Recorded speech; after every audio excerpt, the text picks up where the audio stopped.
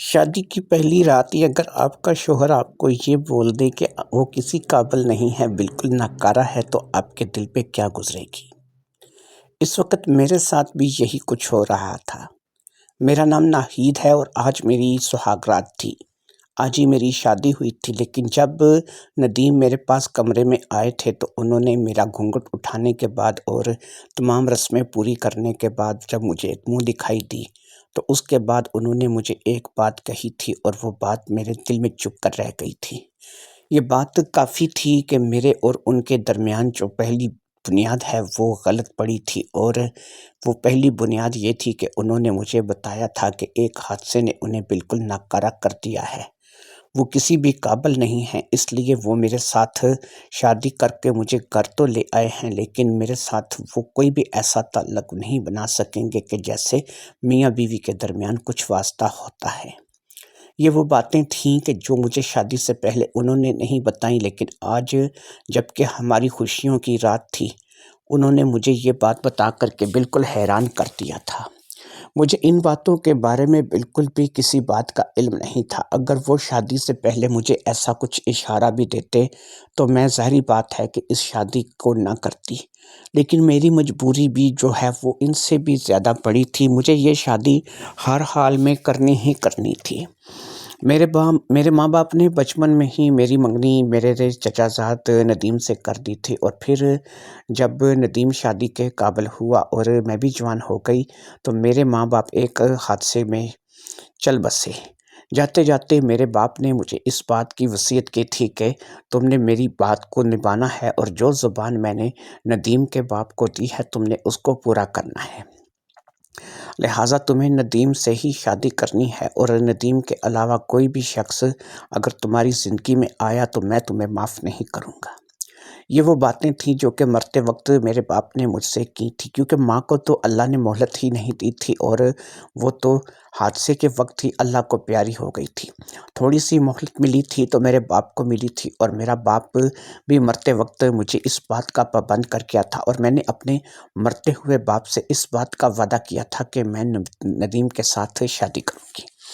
ندیم میرا چچا زاد تھا، اور میں بچپن ہی سے جیسے کہ اس کے ساتھ منسوب ہو چکی تھی، اور مرتے وقت میرے باپ نے بھی مجھے اس بات کے لیے پابند کر دیا تھا کہ مجھے کسی اور کی طرف نہیں دیکھنا ہے اور ندیم کے ساتھ ہی شادی کرنی ہے۔ لہٰذا اس بات کو لے کر کے میں نے اپنے دل میں ٹھان لی تھی کہ مجھے اپنے باپ کی آخری خواہش ہر حال میں پوری کرنی ہے۔ باپ کے چلے جانے کے بعد اور ماں کے گزر جانے کے بعد ایک مکان تھا جو کہ میرا اپنا ذاتی تھا، اس کے علاوہ میں اکیلی تھی اور میرے پاس کوئی بھی چیز نہیں تھی، ایسی کوئی بھی چیز نہیں تھی کہ جس کو میں اپنی بنیاد بنا کر کے اپنی ضروریات زندگی کو گزار سکتی۔ میں زیادہ پڑھی لکھی بھی نہیں تھی، کیونکہ میں ایک مڈل کلاس فیملی سے تعلق رکھتی تھی، بہت زیادہ کوئی امیر لوگ نہیں تھے ہم لوگ، اسی لیے میں نے جو ہے وہ صرف ایک ہی راستہ چنا اور سلائی کڑھائی کے ذریعے سے اپنی ضروریات زندگی کو پورے کرنے لگی۔ میں چاہتی تو اپنے کزن ندیم کے گھر اسی وقت بھی جا کر کے رہ سکتی تھی اور اس کے ساتھ اسی وقت بھی اپنا گھر بسا سکتی تھی، لیکن میرے پاس اس وقت پھوٹی کوڑی بھی نہیں تھی۔ اور دوسری چیز یہ ہے کہ ابھی لوگ مجھے باتیں بناتے کہ جیسے ہی ماں باپ مرے ہیں اس کو شادی کا چڑھ گیا ہے اور یہ شادی جو ہے وہ کرنے چلی ہے۔ پھر اسی طریقے سے ندیم کبھی کبھی میرے گھر چکر لگا لیا کرتا تھا، اور ندیم کے ساتھ معیز بھی آ جایا کرتا تھا۔ ندیم اور معیز دونوں سگے بھائی تھے اور ان کی کنڈیشن بھی مجھ سے کچھ زیادہ جدا نہیں تھی۔ ندیم اور معیز کی والدہ بھی اور والد بھی اس دنیا میں اب نہیں تھے، اور وہ بھی آج سے 5 سال پہلے ہی اس دنیا سے گزر گئے تھے۔ اس لیے اب ندیم اور معیز بھی اگرچہ یہاں سے زیادہ دور نہیں رہتے تھے، اور ان کی رہائش اور میری رہائش میں صرف 2 سے 3 گلیوں کا فرق تھا۔ ان کا بھی اپنا ہی مکان تھا، وہ بھی میری طرح مڈل کلاس ہی تھے۔ دونوں ہی بھائی جو تھے وہ مزدوری کرتے تھے اور اپنا گھر بار چلاتے تھے۔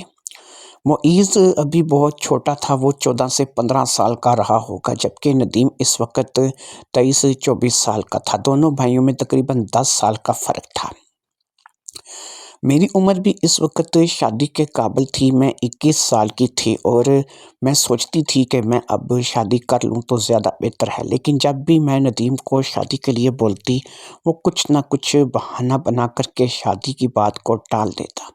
لیکن ظاہری بات ہے کہ میں اپنے باپ کو دیے ہوئے وعدے سے جو ہے وہ منکر نہیں ہو سکتی تھی، اس لیے میں ندیم کے پیچھے لگی رہی اور آخر کار ندیم نے شادی کرنے کے لیے آمادگی کا اظہار کر دیا۔ ویسے ایک بڑی عجیب و غریب بات بھی ہوئی تھی کہ ندیم نے مجھے شادی سے پہلے یہ ضرور کہا تھا کہ تم اگر میری بجائے معیز سے شادی کر لو تو زیادہ بہتر ہے۔ تو میں نے اسے کہا تھا کہ معیز تو 14-15 سال کا بچہ ہے اور ابھی مجھ سے بہت زیادہ چھوٹا ہے، لہٰذا میں معیز سے شادی نہیں کر سکتی۔ دوسری یہ ہے کہ میرے والد نے مجھے مرتے وقت تمہارے ساتھ شادی کے لیے پابند کیا ہے اور میں اپنے والد کی بات کو رد نہیں کر سکتی، اس لیے میں تم سے شادی کروں گی اور تم ہی میرے شوہر بنو گے۔ لہٰذا نہ چاہتے ہوئے بھی ندیم نے میرے ساتھ 4 کلمے پڑھا لیے تھے اور پھر میرے ساتھ شادی کر لی تھی۔ شادی سے پہلے تو وہ کچھ بھی نہیں بولا تھا اور شادی کے بعد جو ہے اس نے مجھے، جب میری خوشیوں کی رات تھی اس رات اس نے مجھ پر ایک انکشاف کیا تھا اور اس نے کہا تھا کہ ایک حادثے نے اسے بالکل ناکارہ کر دیا ہے اور وہ بالکل ہم بستری کے قابل نہیں رہا ہے۔ اس کی میڈیکل کنڈیشن ایسی ہے کہ وہ ایسا کچھ بھی نہیں کر سکتا اور میرے ساتھ اس کا ازدواجی سفر شروع نہیں ہو سکتا۔ یہ وہ باتیں تھیں کہ جو مجھے آج وہ بتا رہا تھا۔ ان باتوں کو سن کر کے سچ پوچھیں تو مجھے بہت دکھ ہوا تھا، کیونکہ ظاہری بات ہے کہ میں اب اس کی بیوی بن کر کے آئی تھی، تو ہر انسان جو کہ شادی کرتا ہے اس کی کچھ خواہشات ہوتی ہیں، لہٰذا میری خواہشات تو پہلے ہی روز دم توڑ گئی تھیں اور میرے آگے جو بات آ کر کے کھڑی ہوئی تھی وہ چھوٹی بڑی بات نہیں تھی، بہت بڑی سمسیا تھی اور اس سمسیا کا کوئی بھی حل مجھے نظر نہیں آ رہا تھا۔ میں نے روتے ہوئے اس سے کہا کہ ندیم تم کیسی باتیں کر رہے ہو؟ اگر ایسا مسئلہ تھا تو تم مجھے اس بارے میں شادی سے پہلے آگاہ کرتے۔ وہ کہنے لگا میں تمہیں کہتا تو رہا کہ میں تم سے شادی نہیں کر سکتا، میں تم سے شادی نہیں کرنا چاہتا۔ میں نے تمہیں یہاں تک بتایا کہ اگر تم شادی کرنا چاہتی ہو اور تمہیں تمہارے والدین نے اس بات کے لیے پابند کیا ہے اور تم نے اپنے والد سے وعدہ کیا ہے، تو اصل مسئلہ تو یہ تھا نا کہ تم نے یہاں ہمارے گھر میں شادی کرنی تھی اور اس کے لیے تمہیں تمہارے والدین پابند کر کے گئے تھے، تو تم معیز سے شادی کر لیتی اور معیز جو ہے وہ چلو یہ ہے کہ ابھی 14-15 سال کا ہے، لیکن جب وہ شادی کے قابل ہو جاتا تو تم اس کے ساتھ شادی کر سکتی تھی۔ چند سال اگر تم انتظار کر لیتی تو تم کوئی بوڑھی تھوڑی ہو جاتی، اتنے میں معیز بھی باتوں کو سمجھنے کے قابل ہو جاتا اور وہ بھی تم سے شادی کر لیتا۔ مجھ سے شادی کر کے اب تمہیں کچھ بھی نہیں ملے گا، کیونکہ میں ایک ناکارہ مشین ہوں اور میرے اندر کچھ بھی ایسا نہیں ہے کہ میں تم سے شادی کر کے اپنا گھر بسا سکوں۔ لہٰذا اب کیونکہ تم نے ضد پکڑی ہوئی تھی کہ تم نے مجھ سے شادی کرنی ہے، شادی تو میری تمہاری ہو گئی ہے، لیکن یہ ہے کہ اب ہمارا جو وقت ہے وہ اسی طریقے سے کٹے گا کہ تم اپنے راستے اور میں اپنے راستے، اور ہمارے درمیان کچھ بھی ایسے معاملات جو ہیں وہ اب سمبھو نہیں ہیں، کیونکہ ایسا کچھ بھی نہیں ہو سکے گا۔ میں نے ایک امید کے تحت ندیم سے پوچھا، ندیم مجھے آپ ایک بات بتائیے، آپ نے کہا کہ ڈاکٹر نے بتایا کہ ایک حادثے کی وجہ سے آپ کے معاملات اب ٹھیک نہیں رہے ہیں اور آپ ایک شادی شدہ زندگی گزارنے کے قابل نہیں ہیں، تو میں آپ سے صرف اتنا پوچھوں گی کہ مجھے آپ صرف یہ بتا دیجئے،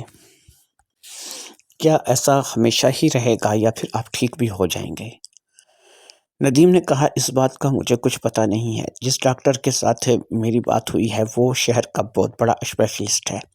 اس نے مجھے نا امیدی تو نہیں دلائی، یعنی اس نے ایسا تو نہیں کہا کہ میں ٹھیک نہیں ہو سکوں گا، لیکن اس نے مجھے یہ کہا ہے کہ تمہیں ٹھیک ہونے میں کافی وقت لگے گا اور شاید تمہیں اس میں 1-2 سال کے لیے جو ہے وہ عرصہ لگ جائے اور 1-2 سال میں جا کر کے تم ٹھیک ہو۔ لہٰذا میں نے اس کو بول دیا کہ ٹھیک ہے، اگر تم 1-2 سال میں بھی ٹھیک ہوتے ہو تو میں اس وقت تک یہ سمجھ کر کے اپنا وقت گزار لوں گی کہ ابھی میں نے شادی کی ہی نہیں ہے۔ یہاں پر بھی میں نے اپنا کام جاری رکھا تھا، اڑوس پڑوس گلی محلوں سے میں نے کپڑے وغیرہ لے کر کے لوگوں کے سینے پرونے شروع کر دیے، اور اپنی کڑھائی وغیرہ کا اور سلائی کا کام جو ہے وہ میں نے یہاں پہ شروع کر دیا۔ معیز کے ساتھ میری زندگی کی ابتدا تو ہو گئی تھی، اور ظاہری بات ہے کہ یہ ابتدا کچھ اچھی نہیں ہوئی تھی، لیکن میں نے معیز کو ندیم کے ساتھ میری زندگی کی ابتدا تو ہو گئی تھی، لیکن میں نے ندیم کو جو ہے وہ یہ بات بول دی تھی کہ وہ ڈاکٹر سے اپنا علاج کروائے، اور اپنا علاج کروانے کے بعد جب وہ بالکل اپنے آپ کو تندرست محسوس کرے تو پھر وہ میرے پاس آ جائے گا۔ مجھے کوئی مسئلہ نہیں ہے، میں 2 سال تک انتظار کرنے کے لیے تیار ہوں۔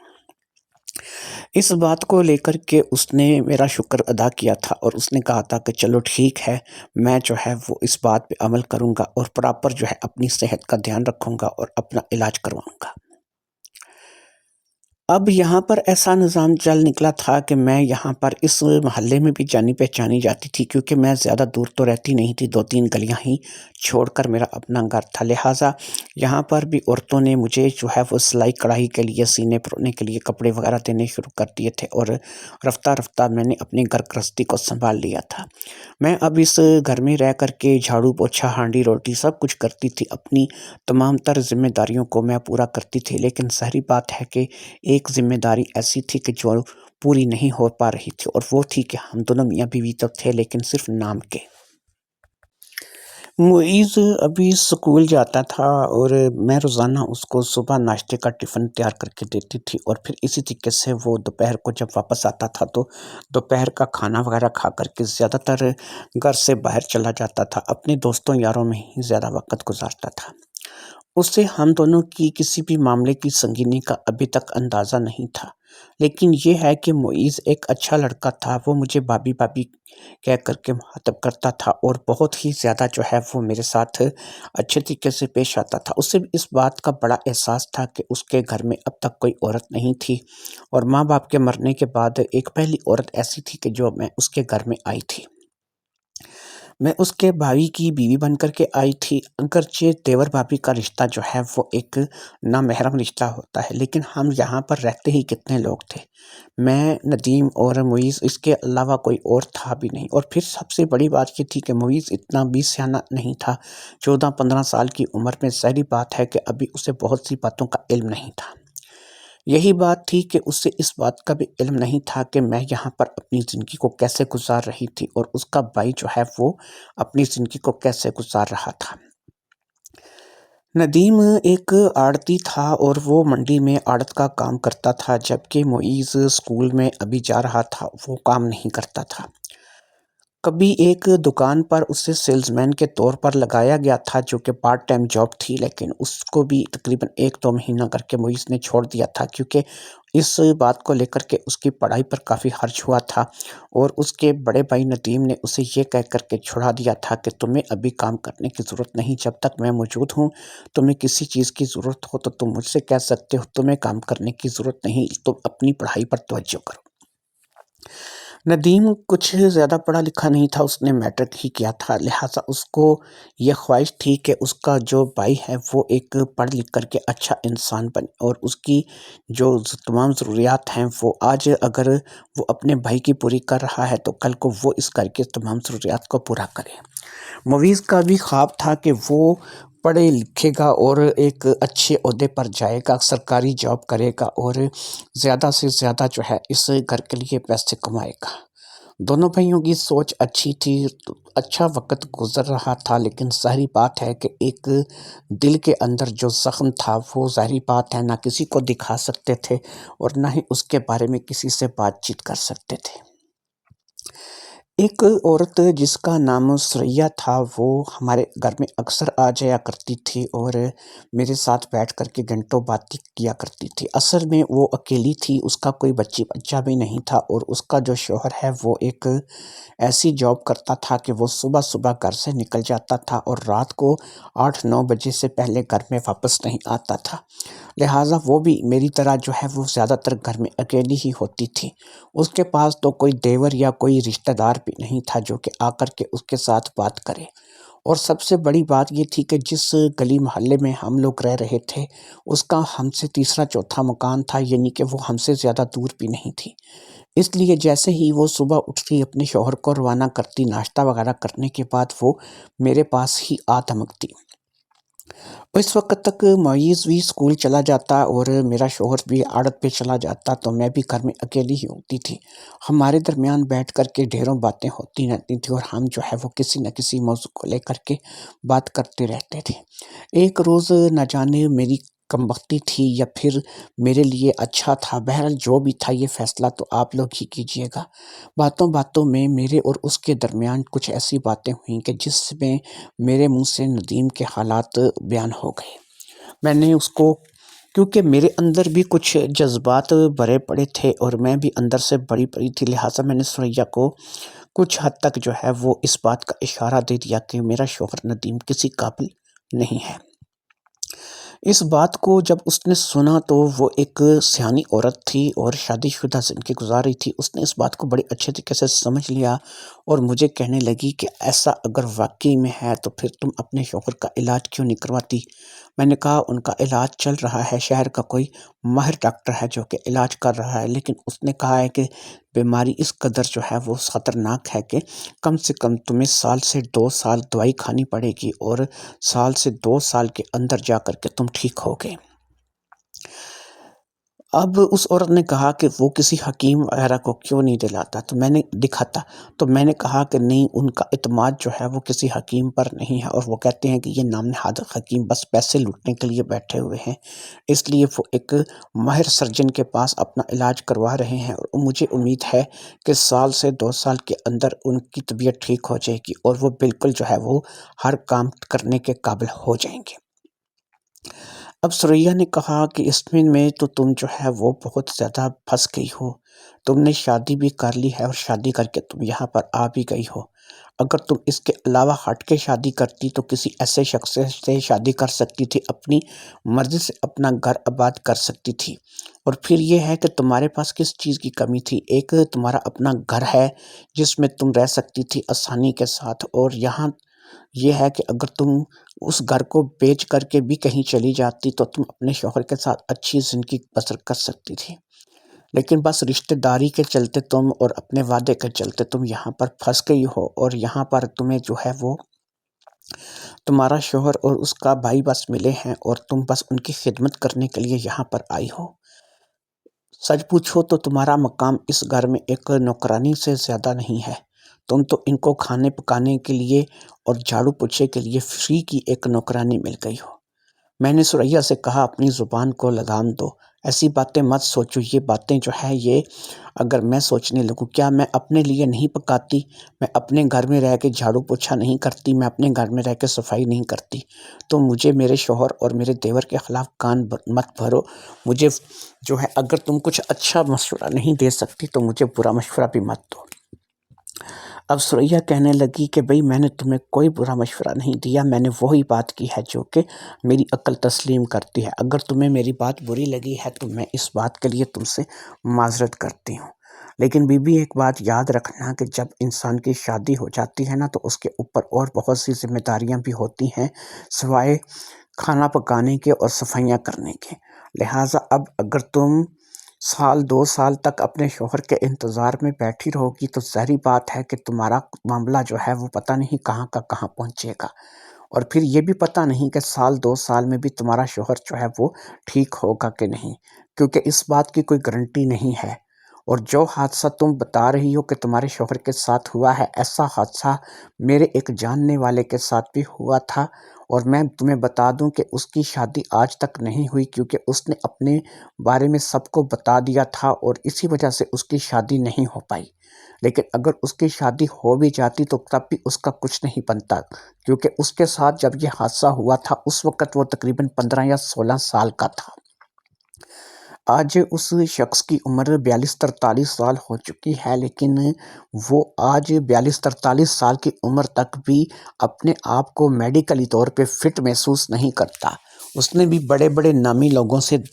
دوائی لی ہے اور بڑے بڑے لوگوں سے جا کر کے علاج کروایا ہے، لیکن وہ ویسے کا ویسا ہی رہا ہے۔ تو اگر 15-16 سال کی عمر میں ہوئے حادثے کا علاج آج 42-43 سال کی عمر ہو جانے تک بھی نہیں ہوا ہے، تو اس کا مطلب یہی ہوا کہ تمہارا شوہر بھی، میں نہیں کہتی کہ ایسا اس کے ساتھ بھی ہوگا، لیکن یہ ہے کہ مجھے امید نہیں ہے کہ تمہارا شوہر ٹھیک ہوگا۔ بہرحال یہ تمہارے اور تمہارے شوہر کے درمیان کا معاملہ ہے، مجھے اس میں اب کچھ بھی بولنا نہیں چاہیے۔ یہ کہہ کر کے ثریا چلی گئی اور میں سوچنے لگی کہ واقعی ایسا ہوا ہے کہ ایک آدمی جو کہ 15-16 سال کی عمر میں ایسے ہی حادثے کا شکار ہوا جیسے حادثے کا شکار میرا شوہر ہوا، اور اس کے بعد آج 42-43 سال کی اس شخص کی عمر ہو گئی ہے، اور اس نے ڈاکٹروں سے، حکیموں سے اور نہ جانے کہاں کہاں سے اپنا علاج کروایا ہے، لیکن وہ مکمل طور پر صحت یاب نہیں ہو سکا۔ اس کا مطلب یہ ہوا کہ اگر وہ مکمل طور پر صحت یاب نہیں ہو سکا اور اس نے بہت جگہ سے علاج کروایا ہے، تو کیا میرا شوہر ندیم 2 سال کے اندر اپنا علاج کا کورس پورا کرنے کے بعد بالکل ٹھیک ٹھاک ہو جائے گا؟ وہ اس قابل ہو جائے گا کہ اب میرے ساتھ مل کر کے گھر گرہستی کو سنبھال سکے؟ یہ وہ باتیں تھیں کہ جو ظاہری بات ہے کہ مجھے اب آہستہ آہستہ کڑوی تو لگتی تھیں، لیکن بہرحال میں ان پہ سوچتی بھی تھی۔ پھر وقت گزرنے لگا اور ہم لوگ جو ہے وہ اپنی زندگی میں مگن ہو گئے۔ جب سے میں نے تھوڑا سا رویہ ثریا کے ساتھ سخت کیا تھا، وہ بھی کم آنے لگی تھی، لیکن یہ ہے کہ ایسا نہیں تھا کہ اس نے آنا جانا چھوڑ دیا تھا۔ 2-3 دن میں وہ ایک آدھ چکر ضرور لگا لیا کرتی تھی۔ وقت گزرتا چلا گیا اور ایسا وقت آیا کہ تقریباً 2 سال کا عرصہ جو کہ الٹیمیٹم ندیم نے مجھے دیا تھا وہ بیت گیا۔ 2 سال گزر جانے کے بعد بھی وہی نتیجہ تھا جو کہ 2 سال پہلے تھا، یعنی ندیم آج بھی کسی قابل نہیں تھا۔ وہ ایک نکارہ کا نکارہ انسان تھا اور اپنی گھر گرہستی کو شروع کرنے کے بالکل قابل نہیں تھا۔ اب کیونکہ 2 سال بیت چکے تھے اور میں نے جو صبر کرنا تھا وہ کر لیا تھا، اب میں نے اس سے اس بات کا تقاضا شروع کر دیا کہ وہ اپنی گھر گرہستی کو شروع کرے۔ وہ میرے آگے اس بات کو لے کر کے ایک ہی بات کرتا تھا کہ ابھی میرا علاج جاری ہے اور میں ابھی تک ٹھیک نہیں ہوا ہوں۔ اس بات کو سن کر کے میں پریشان ہو گئی تھی، اور پھر اس بات کا ایک ہی علاج تھا، اور وہ علاج تھا کہ میں اس کے ساتھ علیحدگی اختیار کر لوں۔ میں نے اپنے باپ کی شرط پوری کر دی تھی، وہ وعدہ پورا کر دیا تھا جو کہ میرا اور اس کے ساتھ تھا، اور اس وعدے کی میں نے پابندی کر دی تھی، یعنی اب میرے باپ کی روح کو کوئی تکلیف نہیں تھی اس بات کو لے کر کے کہ میں نے اپنے وعدے کو پورا نہیں کیا تھا۔ لہٰذا اب ہمارے درمیان آئے دن کسی نہ کسی بات کو لے کر کے بحث ہونے لگی، اور اس بحث کا موضوع یہی ہوتا تھا کہ یا تو وہ اپنی گھر گرہستی کا آغاز کرے یا پھر مجھے جو ہے وہ اپنی زندگی سے فارغ کر دے۔ مسئلہ یہ تھا کہ وہ مجھے اپنی زندگی سے فارغ کرنے کے لیے بھی تیار نہیں تھا، کیونکہ اسے اس بات کا اندازہ تھا کہ اگر اس نے مجھے طلاق دے دی اور میں طلاق لے کر کے یہاں سے چلی گئی تو میں تو کوئی نہ کوئی اور خصم کر ہی لوں گی، کسی نہ کسی جگہ سے شادی کر ہی لوں گی اور مجھے کوئی نہ کوئی مل ہی جائے گا، لیکن ان دونوں بھائیوں کی زندگی برباد ہو کر کے رہ جائے گی۔ معیز ابھی پڑھ رہا تھا اور یہاں پر جو میرا شوہر تھا وہ نکارہ تھا، تو میں ابھی کچھ بھی ایسا نہیں کر سکتی تھی۔ میرا شوہر ندیم مجھ سے منت ترلا کرتا اور مجھے یہی کہتا کہ تم جو ہے اس بات کا لے کر کے کوئی قدم مت اٹھا، اور کوشش کرو کہ جو ہے تم تھوڑا سا اور انتظار کر لو، جیسے ہی میری صحت اچھی ہوگی، جیسے ہی میں کسی قابل ہوں گا، گھر گرہستی کا آغاز بھی ہو جائے گا، سب کچھ ہو جائے گا۔ انہی باتوں میں مزید 6 ماہ گزر گئے، یعنی کہ 2.5 سال کا عرصہ گزر گیا، اور ندیم نے نہ ٹھیک ہونا تھا اور نہ ہوا، اور نہ ہی اس کا کسی جگہ سے کوئی علاج ہوا۔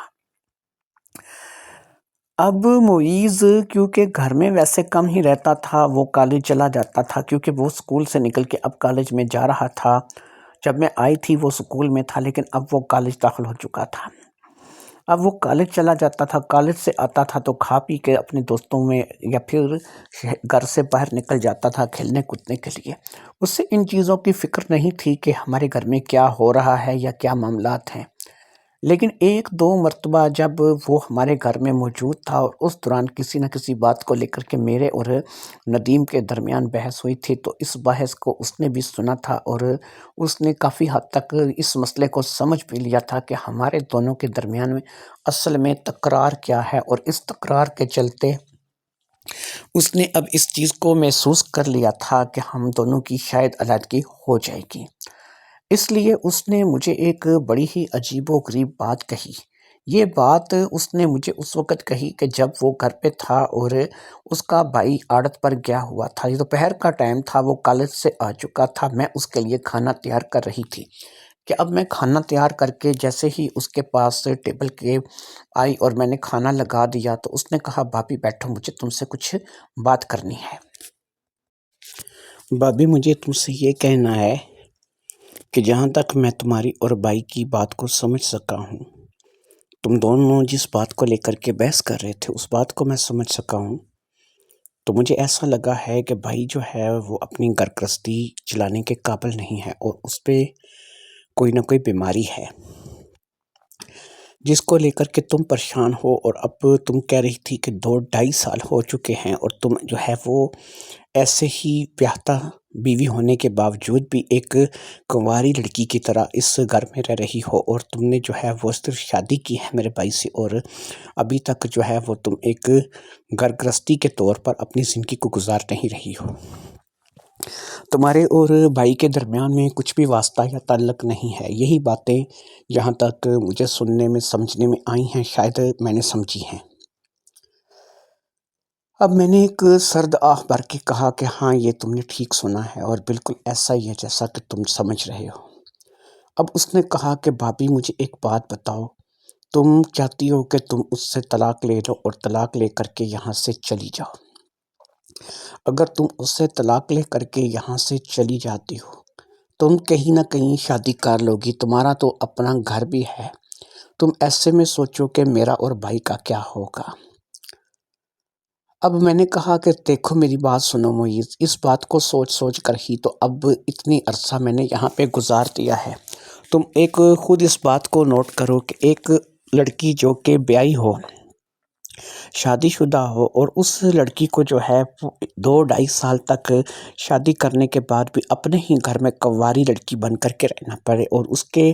گھر گرہستی کا آغاز نہ ہو، اس کا شوہر ناکارہ ہو، تو وہ عورت جو ہے وہ کیا کرے گی، کہاں جائے گی۔ لہٰذا ہمارا سماج شریعت ہمیں تو کسی اور بات کی اجازت نہیں دیتا کہ ہم لوگ جو ہے کوئی اور راستہ اختیار کریں۔ پھر جو شریعت کے اندر رہ کے اللہ اور اللہ کے رسول کے قانون کو مانتے ہوئے راستہ ہے، وہ تو ایک ہی راستہ ہے کہ میں اس شخص کے ساتھ علیحدگی اختیار کروں اور یہاں سے طلاق لینے کے بعد اپنا گھر بساؤں۔ ہر لڑکی کی اس بات کی خواہش ہوتی ہے کہ وہ بال بچے دار ہو، کل کو اس کی اولاد ہو، لیکن یہاں پر تو مجھے ایسا کچھ نظر ہی نہیں آ رہا۔ بال بچے دار ہونا تو دور کی بات، ابھی تک تو ہمارے گھر گرہستی کا آغاز ہی نہیں ہوا ہے اور ہم 2-2.5 سال سے بالکل ایسے رہ رہے ہیں کہ جیسے ایک گھر میں 2 اجنبی افراد رہتے ہیں۔ اب میرا دیور معیز مجھے کہنے لگا کہ بھابھی ایک کام ہو سکتا ہے، اگر آپ کو چھوٹے بچوں کی خواہش ہے اور آپ چاہتے ہیں کہ آپ کا گھر جو ہے وہ بچوں کے ساتھ چلتا رہے اور آپ کو بچوں کی خواہش ہے، تو اس کے لیے ایسا ہو سکتا ہے کہ آپ کسی یتیم خانے وغیرہ سے بچے لے لیں اور کسی بچے کو گود لے کر کے آپ اس کی پرورش کریں۔ میں نے کہا معیز تمہیں ان باتوں کا ابھی اندازہ نہیں ہے، تم کیا کہہ رہے ہو۔ مجھے یتیم خانے سے بچہ لے کر کے پالنے سے بھی کوئی مسئلہ نہیں ہے، لیکن جو باتیں میں سوچ رہی ہوں یا جو باتوں کی گہرائی کو میں سمجھتی ہوں اس بات کو تم نہیں سمجھ سکتے۔ ابھی تمہاری عمر نہیں ہے اور تم نے ابھی شادی نہیں کی ہے۔ جب تم شادی کرو گے تمہیں خود اس بات کا پتہ چلے جائے گا کہ تمہاری بیوی کا تم سے کیا تقاضا ہے یا تمہاری بیوی کے پاس کیا تقاضا ہے۔ ان تقاضوں کے مد نظر تم جو ہے وہ کسی بھی ایسی لڑکی کے ساتھ شادی نہیں کر سکتے، کوئی بھی ایسی لڑکی تم سے شادی نہیں کر سکتے کہ جس میں تم اپنی گھر گرہستی کو آغاز نہ کر سکو۔ اس لیے میں اب بہت زیادہ اس بات کو لے کر کے تنگ آ گئی ہوں اور میں نے اس بات کا فیصلہ کر لیا ہے اور میرا یہ فیصلہ اٹل ہے کہ میں تم دونوں کو چھوڑ دوں گی، یعنی کہ میں تمہارے بھائی سے طلاق لے لوں گی اور میں اپنا رخ کروں گی۔ جہاں پر بھی میرا من چاہے گا میں شادی کروں گی اور امید ہے کہ میں کسی ایسے لڑکے کے ساتھ شادی کروں گی جو کہ بہت بہتر ہوگا۔ معیز کی بات اگرچہ اپنی جگہ تھی، جتنا اس کی عمر اور تجربہ تھا اس کے مطابق سے اتنے بات کرنی تھی، لیکن ظاہری بات ہے کہ وہ ابھی ان معاملات کو صحیح طریقے سے نہیں سمجھ سکتا تھا، اس لیے میں نے اسے اس بات کے لیے کوئی بھی خوش فہمی میں مبتلا نہیں کیا تھا، اور اسے میں نے صاف صاف ایک بات بتا دی تھی کہ میں جو ہے اپنا گھر آباد کروں گی، اور میں اپنا گھر آباد کروں گی کسی اور شخص کے ساتھ، اور تمہارے بھائی سے مجھے طلاق ہی لینی ہوگی، کیونکہ اب اس کے علاوہ اور کوئی چارہ نہیں ہے۔ لہٰذا اس وقت وہ اٹھ کر کے چلا گیا، شاید وہ بھی ان باتوں کو کافی محسوس کر رہا تھا، لیکن میں کیا کر سکتی تھی؟ صرف کسی کا دل رکھنے کے لیے یا اپنے شوہر کی عزت کو قائم رکھنے کے لیے آج 2.5 سال ہو چکے تھے کہ میں اس چکی میں پھنس رہی تھی، اور مزید کب تک جو ہے وہ میں اس چکی میں پھنس سکتی تھی۔ لہٰذا میں نے اس چیز کے لیے جو ہے وہ فیصلہ کر لیا تھا کہ اب میں جو ہے وہ شادی کروں گی، اور مجھے اپنا گھر بسانا ہے، مجھے اپنے بچے چاہیے، اور مجھے جو ہے وہ ہر لحاظ میں جو ہے وہ اپنی گھر گرہستی کا جو ہے وہ آغاز کرنا ہے، اور مجھے جو ہے وہ اپنی ایک صحیح شادی شدہ زندگی جو ہے اس کو بنانا ہے۔ یہ وہ باتیں تھیں کہ جن کو میں سوچ رہی تھی، اور اس بات کو سوچ کر کے میں نے اس بات کا پختہ فیصلہ کر لیا تھا کہ میں ندیم سے طلاق کا مطالبہ کروں گی، اور اگر اس نے مجھے طلاق نہ دی تو پھر مجھے مجبوراً کورٹ کچہری کا رخ کرنا پڑے گا۔ لہٰذا میں نے کورٹ کچہری میں رخ کرنے کا فیصلہ جو ہے وہ دوسرے نمبر پر چھوڑا تھا۔ پہلے تو میں ندیم سے صرف طلاق کا مطالبہ کرنے والی تھی اور اس سے طلاق مانگنے والی تھی۔ اب کچھ دن مزید گزر گئے اور میرا طلاق کا معاملہ جو ہے وہ زور پکڑتا چلا گیا، اور اب تو معیز کو بھی اس بات کا بہترین علم ہو چکا تھا، اور وہ اس بات کو جان چکا تھا کہ میں نے ندیم سے طلاق کا مطالبہ کر رکھا ہے، اور میں بار بار اس سے بس یہی کہہ رہی ہوں کہ وہ مجھے طلاق دے دے، کیونکہ میں اس کے ساتھ گزارا نہیں کر سکتی، نہیں تو پھر مجھے عدالت میں جانا پڑے گا، اور اگر میں عدالت میں جاؤں گی تو اس کی کنڈیشن کا ذکر ہوگا، اور جب اس کی کنڈیشن سامنے آئے گی تو وہ اس کی بدنامی کا باعث بنے گی۔ ندیم بھی روز روز کے جھگڑوں سے تنگ آ چکا تھا، اور اس نے ایک تجویز دوبارہ جو ہے وہ ناہید کے آگے یعنی میرے آگے رکھی تھی، اور اس نے مجھے ایک دفعہ پھر کہا تھا کہ تم ایک کام کرو، تم اسی گھر میں رہ جاؤ، میں تمہیں ایک چیز بتا دیتا ہوں کہ میں تمہیں طلاق دے دیتا ہوں، اور تمہیں طلاق دے کر کے میں اپنی زندگی سے فارغ کر دیتا ہوں، پھر یہ ہے کہ تم عدت گزارنے کے بعد شادی کر لو، اور شادی تم جو ہے وہ معیز سے کر لو۔ میں نے اسے کہا کہ تمہیں شاید اندازہ نہیں ہے کہ معیز ابھی بھی بہت چھوٹا ہے، وہ 17 سال کا ایک لڑکا ہے، اور شادی کی عمر اس کی ابھی نہیں ہے۔ اس نے کہا تھا کہ تم جب مجھ سے طلاق لو گی اور اس میں تم اپنی عدت کی مدت جوڑو تو یاد رکھو کہ تم جب تک اپنی عدت پوری کرو گی وہ بھی 18 سال کا ہو جائے گا، اور 18 سال کے بعد تو لڑکے کی شادی کی جا سکتی ہے۔ میں نے کہا کہ ٹھیک ہے، تم اگر اس بات کے لیے معیز کو آمادہ کرنا چاہتے ہو، یا مجھے جو ہے وہ اس بات کے لیے آمادہ کرنا چاہتے ہو کہ میں اور معیز آپس میں شادی کر لیں، تو یاد رکھو کہ میں معیز کے ساتھ شادی نہیں کرنا چاہتی، تمہارے ساتھ شادی اس لیے کی تھی کہ میرے والدین کی ضد تھی، لیکن میں معیز کے ساتھ شادی اس لیے نہیں کرنا چاہتی کہ ایک تو وہ عمر میں مجھ سے چھوٹا ہے، دوسرا یہ ہے کہ میں نے معیز کو کبھی بھی اس نگاہ سے نہیں دیکھا، میں نے اسے ہمیشہ چھوٹے بھائی یا بیٹے کی طرح سمجھا ہے۔ اب ایک آدمی کو آپ چھوٹے بھائی یا بیٹے کی طرح سمجھو یا اس نظر سے دیکھو تو اس کے لیے ایک دم سے اپنے دل میں ایسی جگہ بنانا میرے لیے ممکن نہیں ہے۔ لہٰذا ندیم کو یہ بات بھی اب اپنے ہاتھ سے جاتی ہوئی معلوم ہو رہی تھی، اور میں جو ہے وہ بالکل جو ہے شادی کرنے کے لیے تیار نہیں تھی، نہ تو میں معیز کو اپنا شوہر بنا سکتی تھی۔ یہ بات سچ تھی کہ معیز جب میں یہاں پر آئی تھی تو وہ 14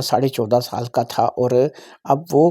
2-2.5 سال کے بعد 17 سال کا ہو چکا تھا، یعنی کہ اس کی عمر جو ہے وہ اس وقت 17 سال تھی، اور 17 سال کے دیور کو میں اپنا بیٹا سمجھ سکتی تھی، اسے اپنا چھوٹا بھائی سمجھ سکتی تھی، اور اس کے لیے میں کم از کم ایسا ذہن نہیں بنا سکتی تھی کہ یہ میرا شوہر ہے، یا پھر میں اس کے ساتھ شادی کر کے گھر بسا لوں۔ لہٰذا میں نے ندیم سے اس بات کا تقاضا کیا تھا، اور ندیم نے میرے اس تقاضے کے چلتے آخر کار ہتھیار ڈال دیے تھے، اور اس نے مجھے کہا تھا کہ ٹھیک ہے، وہ مجھے باقاعدہ طور پر پورے امن سے، پورے سکون کے ساتھ اپنی زندگی سے رخصت کر دے گا اور مجھے طلاق دے دے گا۔ اس نے بس مجھ سے 2 سے 3 دن کا ٹائم لیا تھا کہ وہ 2 سے 3 دن کے اندر کچھ عادت کے کام ہیں جن کو نپٹا لے، اور اس کے بعد کچھ پیسے کسی جگہ سے لینے ہیں وہ اس کو مل جائیں، تو اس کے بعد وہ مجھے اپنی زندگی سے فارغ کر دے گا اور میں طلاق لے کر کے اپنے گھر واپس چلی جاؤں گی۔ میں بھی اس بات کے لیے آمادہ تھی اور وہ بھی اس بات پر آمادہ ہو گیا تھا۔ معیز سے ظاہر بات ہے اب باتیں چھپی نہیں تھیں، وہ بھی ہماری باتیں سنتا رہتا تھا، لیکن وہ کبھی کبھار ہی کسی بات میں جو ہے وہ دخل دیتا تھا۔ معیز کو یہ بھی پتہ چل چکا تھا کہ اس کا بھائی جو ہے وہ اس بات کا تقاضا کر رہا ہے کہ میں معیز کے ساتھ شادی کر لوں اور اس کے ساتھ شادی کر کے اپنا گھر بسا لوں۔ میں نے ایک قاضی صاحب سے اس بارے میں مشورہ کیا تھا، اور میں نے یہ نہیں بتایا تھا کہ یہ معاملہ خود میرا اپنا ذاتی ہے۔ میں نے ان کے ساتھ ایسے مشورہ کیا تھا کہ میری سہیلی ہے اور اس کے ساتھ یہ پریشانی ہے۔ تو قاضی صاحب نے بھی یہی صلاح دی تھی کہ اگر اس کا شوہر جو ہے وہ کسی قابل نہیں ہے اور بالکل ناکارہ ہے اور اس لڑکی کے ساتھ خلوت کے وقت نہیں گزار سکتا، تو اس لڑکی کو چاہیے کہ وہ اپنے دیور سے نکاح کر لے۔ اگر اس کا شوہر راضی خوشی اسے چھوڑ دیتا ہے تو وہ عدت پوری کرنے کے بعد اپنے دیور سے نکاح کر لے۔ یہاں پر میں نے یہ عذر بیان کیا کہ اس نے اپنے دیور کو ہمیشہ اپنے بھائی یا بیٹے کی نگاہ سے دیکھا ہے، تو وہ اس کے ساتھ شادی کر کے کیسے اپنا وقت گزار سکتی ہے۔ تو قاضی صاحب نے کہا کہ بھئی یہ تو آپ لوگوں کے خود کے بنائے ہوئے رشتے ہیں جن میں کوئی صداقت نہیں ہے۔ اللہ اور اللہ کے رسول نے کسی ایسے رشتے پہ کوئی معاملات نہیں بتائے۔ آپ اگر کسی بچے کو لے کر کے پالتی ہو اور وہ بچہ بڑا ہو جاتا ہے اور کسی مجبوری کے تحت آپ کو اس کے ساتھ شادی کرنی پڑتی ہے تو آپ کر سکتے ہو، چاہے وہ لے پالک بیٹا ہے یا پھر آپ کے والدین نے کسی کو لے کر کے پالا لیکن وہ آپ کا دودھ پلائی نہیں ہے، یعنی کہ وہ آپ کا رضاعی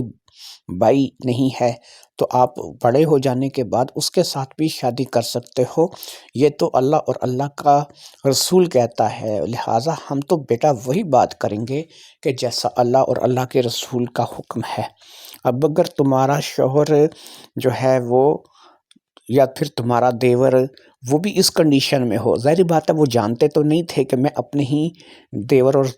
اپنے ہی شوہر کے بارے میں پوچھ رہی ہوں، لیکن مثال کے طور پر انہوں نے میرے شوہر اور دیور کی مثال بیان کر دی۔ انہوں نے کہا کہ اگر تمہارا دیور اور تمہارا شوہر اس کنڈیشن میں ہو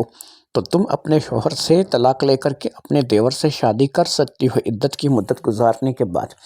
اور اس میں تمہارا اس کے ساتھ کوئی سگا رشتہ نہیں ہے، نہ تو وہ تمہارا سگا بھائی ہے اور نہ ہی وہ تمہارا سگا بیٹا ہے۔ تم شادی کرنا چاہو تو اس کے ساتھ کر سکتی ہو، اور اس میں تمہیں کوئی پریشانی شریعت کی طرف سے نہیں ہے، قانون کی طرف سے نہیں ہے، اللہ اور اللہ کے رسول کے حکم میں تم اس کے ساتھ نکاح کر سکتی ہو اور تمہارا نکاح جائز ہے۔ میں قاضی صاحب سے اٹھ کر کے آ گئی تھی اور میں نے اس بات کو ایک لمحے کے لیے سوچا کہ معیز کے ساتھ، لیکن پھر میرا من نہیں جا رہا تھا۔ یہاں پر پتہ نہیں کیا چیز تھی، بس میرا نہیں من چاہتا تھا کہ جس لڑکے کو میں نے ہمیشہ اپنے بھائی یا پھر اپنے بیٹے کی نظر سے دیکھا ہے اس کے ساتھ شادی کر کے، اگرچہ مجھے ان کی پریشانی بھی سمجھ آ رہی تھی کہ یہ 2 بھائی ہیں اور اگر میں چلی جاؤں گی تو ان کی زندگی کافی بکھر کر کے رہ جائے گی۔ ایک بھائی عادت پہ اپنی زندگی گزار دے گا کیونکہ اس کی تو شادی کا امکان بھی نہیں تھا کہ میرے علاوہ اس کو کوئی اور ملے گی، اور دوسرا بھائی اگر پڑھ لکھ جاتا ہے اور کل کو کسی اچھی جگہ پہ پہنچ جاتا ہے، کسی عہدے پہ پہنچ جاتا ہے، تو پتہ نہیں کب جا کر کے وہ شادی کرے گا، کس سے شادی کر کے گھر لائے گا اور کیسے معاملات گزریں گے۔ ظاہری بات ہے یہ وہ باتیں تھیں کہ جن کو بہرحال میں سوچتی تھی، ایک انسان ہونے کے ناطے مجھے اس بات کی سوچ تھی اور مجھے ہمدردی تھی، لیکن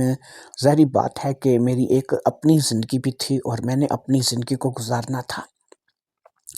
ندیم کے پاس وہ معاملات ہی نہیں تھے کہ وہ مجھے اپنی بیوی بنا کر کے رکھ سکتا، اور معیز جو تھا اس کی عمر بہت چھوٹی تھی اور وہ میرا بیٹا یا بھائی تو ہو سکتا تھا، لیکن میں نے کبھی بھی اسے شوہر کی نظر سے نہیں دیکھا تھا، اس لیے دونوں ہی چیزوں کو لے کر کے میں پریشان تھی۔ اگرچہ قاضی صاحب کی بات جو اللہ اور اللہ کے رسول کے قانون کی تھی وہ مجھے سمجھ آتی تھی اور میں کوئی منکر نہیں تھی، لیکن ایسا تھا کہ میں اس بات کو بھی جانتا جانتی تھی کہ میں اپنی شادی کرنے میں آزاد ہوں اور مجھے پابندی نہیں ہے کہ میں معیز سے ہی شادی کروں، میں کہیں بھی شادی کر سکتی ہوں، بس کوئی نہ کوئی انسان مجھے ایسا مل جائے کہ جو ٹھیک ہونا چاہیے۔ ندیم نے 3-4 دن کے اندر اندر مجھے طلاق دینے کا بولا تھا، اس لیے اب میں اس انتظار میں تھی کہ کب اس کے 3-4 دن گزریں گے اور وہ مجھے طلاق دے گا۔ اس دوران مجھے جو ہے وہ بازار جانا ہوا، مجھے کچھ سامان خریدنا تھا اور وہاں پر ایک بہت بڑا حادثہ شاید میرا منتظر تھا۔ بازار میں 2 گروہوں کے درمیان کچھ جھگڑا چل رہا تھا، جس کو لے کر کے وہاں پر کچھ فائرنگ کا تبادلہ ہوا اور اس فائرنگ کی زد میں میں بھی آ گئی۔ مجھے گولی لگی تھی اور اس کے بعد مجھے جو ہے وہ ہوش نہیں رہا، اور مجھے جب ہوش آیا تو میں ایک ہاسپٹل میں تھی۔ اس وقت میرے پاس معیز بھی تھا اور ندیم بھی میرے پاس ہی موجود تھے۔ انہوں نے شاید کسی نے اطلاع کی ہوگی اور مجھے پہچان کر کے، یا پھر مجھے لوگ لے کر کے آئے ہوں گے، پتہ نہیں، مجھے نہیں پتہ تھا۔ ابھی تو مجھے ہوش آیا تھا، مجھے نہیں پتہ تھا کہ میں اس ہاسپٹل میں کیسے پہنچی ہوں۔ مجھے ہوش میں آنے کے بعد تھوڑی دیر تک اس بات کا پتہ چل گیا تھا کہ وہاں پر جب بازار میں زخمی ہو کر کے گر گئی تھی تو وہاں پر سے میرے فون نمبر سے نمبر لے کر کے میرے شوہر کو فون کیا گیا تھا اور وہ میرے پاس پہنچے تھے۔ اتنی دیر میں ایمبولینس بھی آ گئی تھی اور مجھے یہاں پر اس ہاسپٹل میں لایا گیا تھا۔ انہوں نے میری بیماری کا، اب ظاہری بات ہے کہ میں بیمار تھی اور ظاہری بات ہے کہ مجھے جو ہے وہ ٹھیک ہونا تھا، اس بات کے لیے ندیم نے دل کھول کر کے جو بھی اپنی جمع پونجی تھی، جو کچھ بھی کمایا ہوا پیسہ تھا، وہ سب ڈاکٹروں کے سامنے کھول کر کے رکھ دیا تھا، اور وہ بس یہی چاہتا تھا کہ میرا اچھے سے اچھا علاج ہو جائے اور میں جو ہے وہ دوبارہ چلنے پھرنے کے قابل ہو جاؤں۔ مجھے گولی ایسی جگہ لگی تھی کہ جس کو میں یہاں پر بیان نہیں کر سکتی، لیکن یہ ہے کہ اس جگہ گولی لگنے سے میں اس پریشانی میں مبتلا ہو چکی تھی کہ اب پتہ نہیں میرے ساتھ کیا بنے گا یا کیا ہوگا۔ 3 دن تک میں یہاں رہی اور مجھے جو ہے وہ کافی حد تک بہتر محسوس ہو رہا تھا، اگرچہ میں اٹھ کر چل نہیں سکتی تھی، لیکن بہرحال میں نے 3 دن کے اندر اتنی ریکوری کر لی تھی کہ میں تھوڑا بہت چلنے لگی تھی۔ 3 دن کے بعد مجھے اس ہاسپٹل سے ڈسچارج کر دیا گیا اور باقاعدہ مجھے دوائیاں اور بہت سی چیزیں لکھ کر کے دی گئیں، جس کے ساتھ ان لوگوں کی یہ ہدایت تھی کہ کم سے کم 6 مہینے مجھے جو ہے وہ بیڈ ریسٹ کرنا پڑے گا اور 6 مہینے کے بعد ہی وہ کچھ فیصلہ کر سکیں گے۔ میں گھر آ گئی تھی اور باقاعدہ طور پر بستر کی ہو کر کے رہ گئی تھی۔ اب نہ میں کھانا بناتی تھی، نہ میں صفائی کرتی تھی، اور نہ ہی میں اس گھر کے کسی ایکٹیویٹی میں حصہ لیتی تھی۔ میرا شوہر ندیم اور میرا دیور معیز دونوں ہی باہر سے میرے لیے کھانے کے لیے بھی لے آتے تھے، میری دوائی وغیرہ بھی لے آتے تھے، اور اس قسم کی بہت سی چیزیں تھیں کہ جو انہوں نے میرے پاس کرنی شروع کر دی تھیں۔ 6 مہینے تک مجھے جو ہے وہ انہوں نے مکمل طور پر اپنے ساتھ اسی طریقے سے چلانا تھا اور میں نے ان کے ساتھ اسی طریقے سے چلنا تھا۔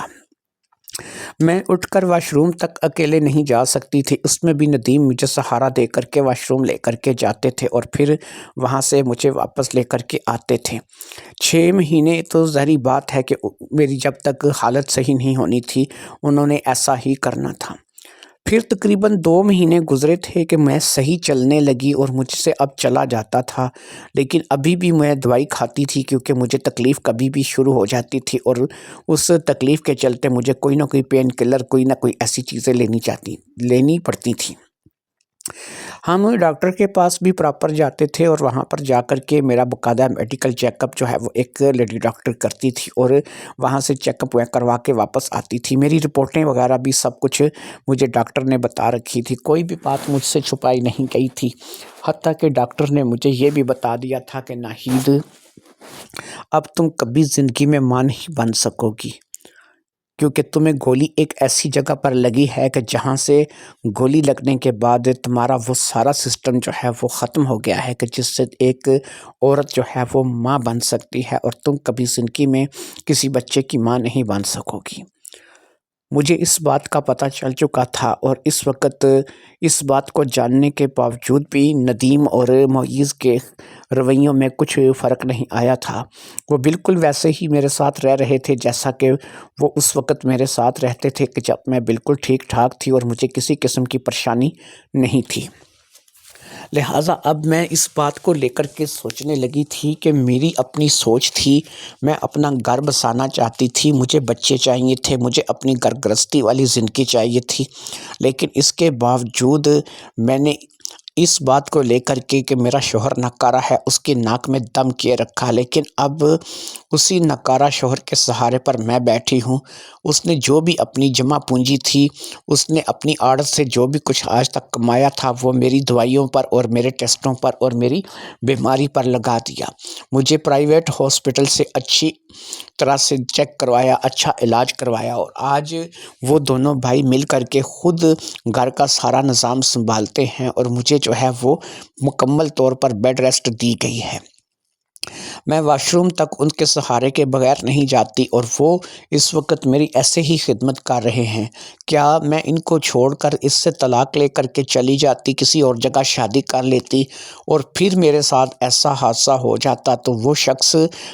شاید میرے ساتھ ایسے چلتا، پتہ نہیں وہ شخص میرے ساتھ ایسے چلتا یا نہیں چلتا، یا یہ بھی ہو سکتا ہے کہ میں اس سے طلاق لے کے چلی جاتی اور ابھی میں نے اور شادی نہ کی ہوتی اور میرے ساتھ ایسا حادثہ ہو جاتا تو کیا میں جو ہے خود اکیلے رہ کر کے اپنی زندگی کو اس طریقے سے جی پاتی اور اپنے نظام کو سمجھ سکتی۔ لہٰذا میں اب اس بات کو لے کر کے سوچ رہی تھی کہ میں نے جو بھی کیا تھا اس میں میری کچھ نہ کچھ غلطی تو رہی ہوگی۔ ان دونوں کی مجبوری یہ تھی کہ ان کے پاس اب کوئی رشتہ نہیں تھا اور میری مجبوری یہ تھی کہ میرے پاس کوئی رشتہ نہ ہونے کے باوجود بھی میں ان رشتوں سے جو کہ میرے پاس آلریڈی موجود تھے جان چھڑا رہی تھی۔ لہٰذا اب اس 6 مہینے کے دوران نہ صرف کہ میری سوچ میں تبدیلی آئی بلکہ مجھے اس 6 مہینے کی بیماری نے بدل کر کے رکھ دیا۔ میری صحت قابل رشک ہوا کرتی تھی لیکن اب آدھی بھی نہیں رہ گئی تھی۔ میرا رنگ روپ اس بیماری نے تقریباً گلا دیا تھا اور اس بیماری کے چلتے میں 6 مہینے کی اس بیماری میں بالکل ایسے لگتی تھی کہ جیسے میں کوئی ٹی بی کی مریض ہوں اور مجھ سے جو ہے وہ صحیح طریقے سے اپنے قدموں پر چلا بھی نہیں جاتا تھا۔ شاید قدرت مجھے یہ سب کچھ اسی لیے دکھا رہی تھی کہ دیکھو کہ اگر تم لوگ ایک دوسرے کا سہارا بنتے تو یہ زیادہ بہتر تھا، نہ کہ تم لوگ ایک دوسرے سے جو ہے وہ جدا ہو کر کے اپنی زندگی کو جیتے۔ مجھے اپنی غلطی کا احساس کچھ حد تک ہوا تھا اور میں نے اس بات کو محسوس کیا تھا۔ میں اب بھی مانتی تھی کہ میں بہت سی باتوں میں ٹھیک تھی، لیکن اب میں یہ بھی مان رہی تھی کہ کچھ میری غلطیاں تھیں۔ اگر میرا شوہر ناکارہ تھا اور اس نے مجھے اس بات کے لیے باقاعدہ اجازت دی تھی کہ میں اس کے ساتھ طلاق لے کر کے معیز کو اپنا شوہر بنا سکتی ہوں تو میں اسی گھر میں رہتی اور ہم لوگ جو ہے وہ اسی طرح مل جل کر کے اپنی زندگی کو گزار سکتے تھے۔ لہٰذا اس 6 مہینے کے بعد میں نے ایک چیز کو سوچ لیا تھا کہ میں اب معیز کے ساتھ شادی کرنے کے لیے آمادگی کا اظہار کر دوں گی، کیونکہ اب مجھے اس کے علاوہ کوئی چارہ نظر نہیں آ رہا تھا۔ اس میں 2 فائدے ہوں گے، میں ان کی زندگی میں رہوں گی اور یہ میری زندگی میں رہیں گے اور ہم لوگ ایک دوسرے کے ساتھ اپنا وقت گزار لیں گے۔ چلو ایک بائی نہ صحیح دوسرا صحیح، اور اب ظاہری بات ہے کہ معیز بھی 18 کا ہو چلا تھا اور اس کے ساتھ میں شادی کر سکتی تھی۔ اس کی عمر بھی شادی لائق ہو گئی تھی اور وہ میرے ساتھ شادی کر سکتا تھا، اور ظاہری بات ہے کہ مجھے ابھی ٹھیک ہونے میں بھی مزید کچھ وقت لگ سکتا تھا۔ لہٰذا اب جو میرے دل میں تھا وہ میری زبان پر آ گیا، اور ایک دن جب ندیم میرے پاس بیٹھے مجھے دوائی کھلا رہے تھے تو میں نے ندیم سے اس بارے میں ذکر کیا اور میں نے ندیم کو بتایا کہ ندیم، میں آپ سے ایک بات کرنا چاہتی ہوں۔ انہوں نے کہا کہو کیا کہنا چاہتی ہو؟ تو میں نے کہا کہ ندیم، تمہیں پتہ ہے کہ میں نے ایک فیصلہ کیا ہے۔ تو کہنے لگے کیا فیصلہ کیا ہے، مجھے بھی تو پتہ چلے۔ تو میں نے کہا وہی فیصلہ جو میں تمہیں بتانے جا رہی ہوں۔ وہ فیصلہ یہ ہے کہ میں نے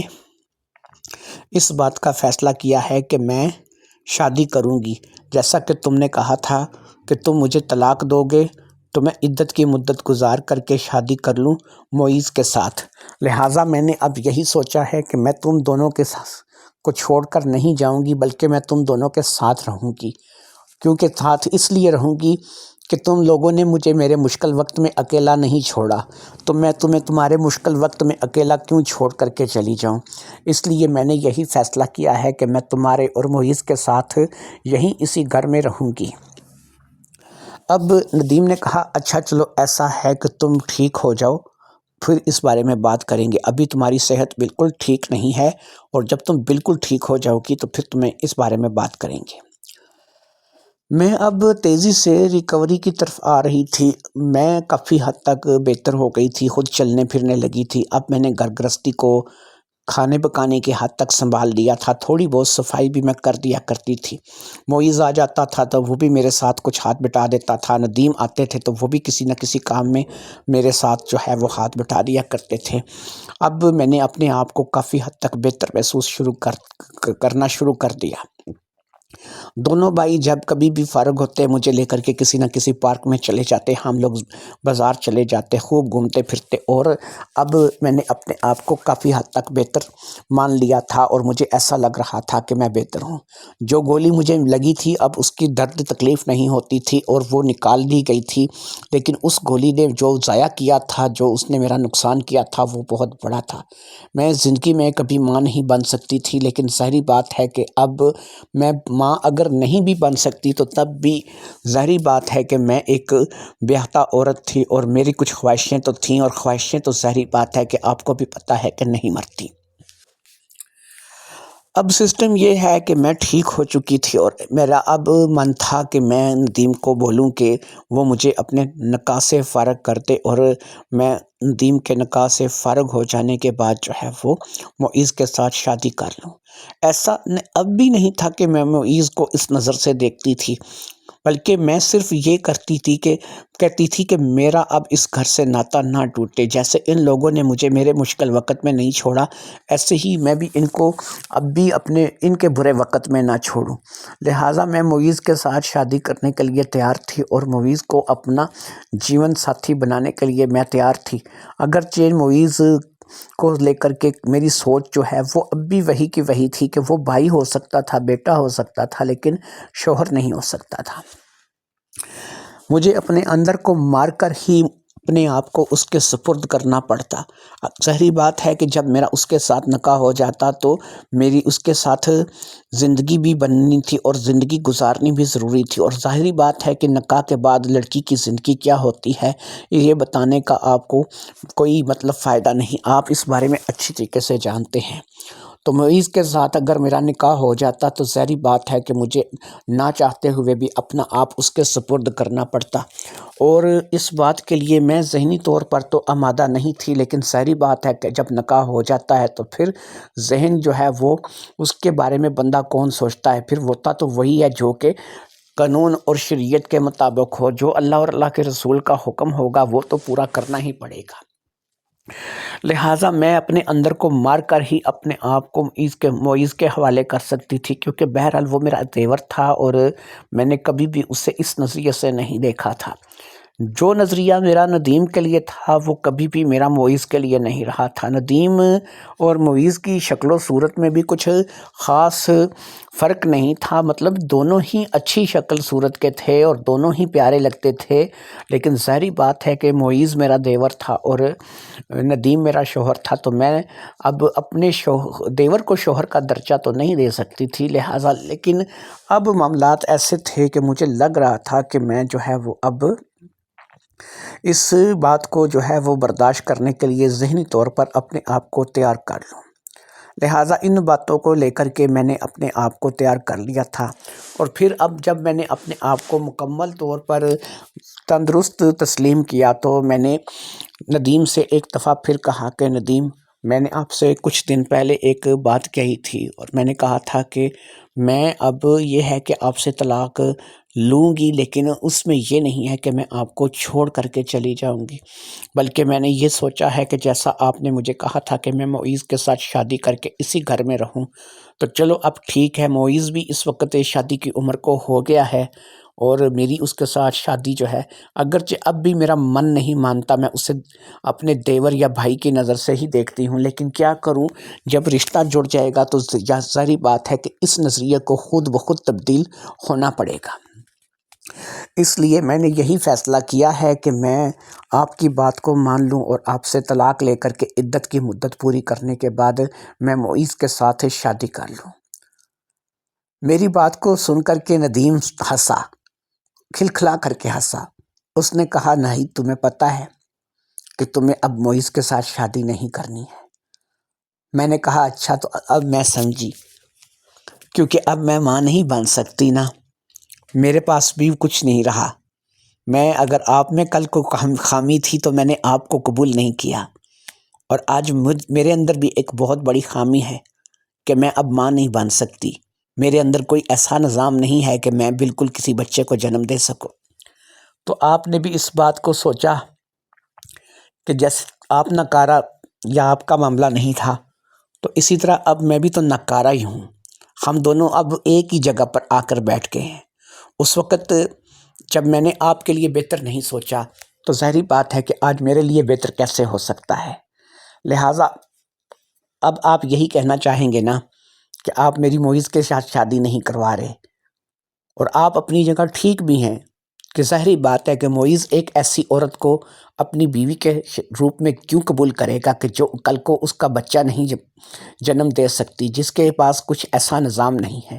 جو کہ بالکل ایک ناکارہ عورت ہے، اور اس ناکارہ عورت کے ساتھ وہ شادی کیوں کرے گا؟ وہ ابھی پڑھ رہا ہے، نوجوان ہے، اس کے سامنے اس کی ساری زندگی پڑی ہے، اور 2-4 سال میں جب وہ ڈگری لے لے گا، کسی اچھے عہدے پر کسی اچھی جاب میں چلا جائے گا، اچھی سے اچھی لڑکی کی